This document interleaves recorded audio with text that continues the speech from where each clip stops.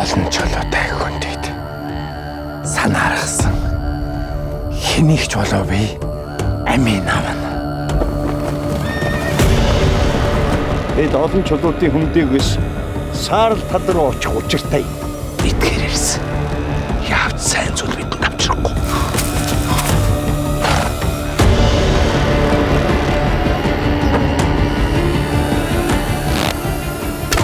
Өгөд сонсох тун.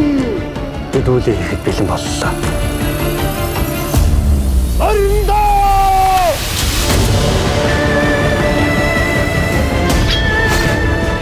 Миний өргөнөд Өдрийн наранд удаан зогссон хургамд чалчиж байгаа юу чи? Би төрийн мөл үлдэж яваад ирлээ. Бид ингээд хатанд тулсан мэт байж хэрхэвч болохгүй.